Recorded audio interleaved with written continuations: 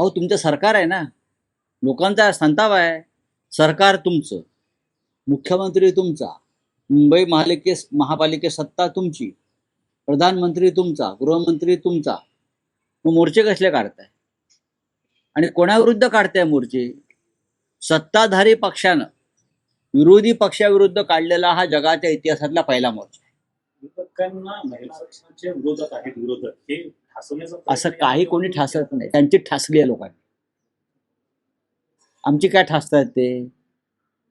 काल बघितलं ना रस्त्यावरती काय झालं ते. कोण होतं तिकडे? महिलांच्या मोर्चामध्ये जास्त पुरुषच होते.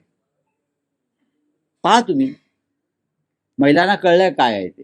मी वारंवार सांगतो, नारी शक्ती त्यांच्या बाजूने अजिबात नाही. ज्या दिवशी 1500 रुपये द्यायचे बंद होतील मतदानाच्या काळातले, किंवा आता येत आहेत, किंवा बिहारमध्ये 10,000 रुपये महिलांच्या खात्यात, त्या दिवशी नारी शक्ती कोणाकडे हे कळेल. त्याबरोबर कालच्याच एका त्या महिलांच्या मोर्चामध्ये एक सामान्य महिला येते आणि गिरीश महाजन असतील इथे नेत्यांना मात्र वाहतूक कोंडीवरून प्रचंड सुनावते.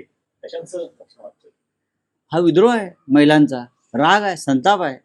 तुम्ही खोटं बोलताय लोकांशी आणि खोटं बोलून मोर्चे काढताय, भाड्याची माणसं आणताय आणि रस्ते जाम करताय.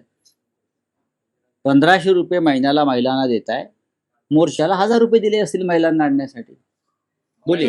मराठी भाषा सक्ती जी आहे ती या ठिकाणी केल्यानंतर 4 तारखेला संपाची भाषा जी आहे ती महाराष्ट्रात केली जाते आहे.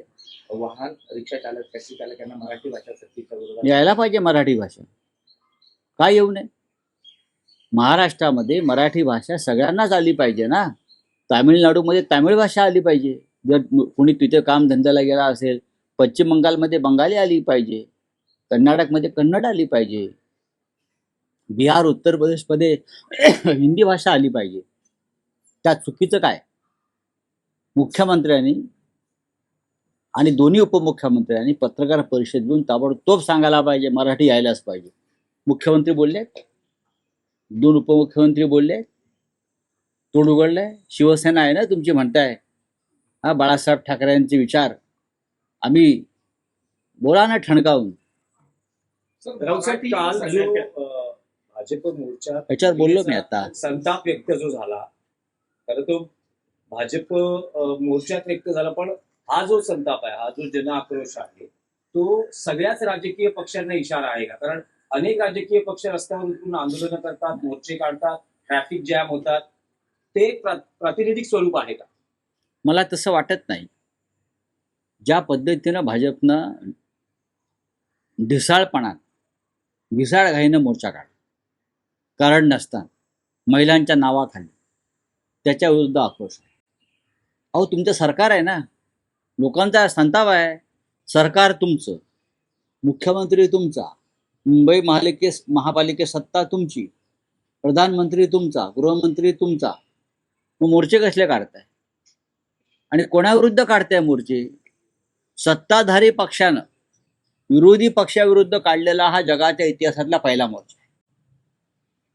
सत्ताधारी पक्षानं, मजबूत अशा प्रचंड बहुमत असलेल्या सत्ताधारी पक्षानं विरोधी पक्षाविरुद्ध काढलेला जगाच्या इतिहासातला हा पहिला मोर्चा आहे. आणि त्याबद्दल मोर्चा काढणाऱ्यांचा सत्कार केला पाहिजे जांभुरी मैदानावर. खरोखर म्हणजे मुख्यमंत्र्यांचा सत्कार तर केलाच पाहिजे, पण ज्या कोणी त्यांना ही आयडिया दिली आहे मोर्चा काढण्याची, तर त्यांना सुद्धा पद्मश्री वगैरे शिफारस मुख्यमंत्र्यांनी केली पाहिजे.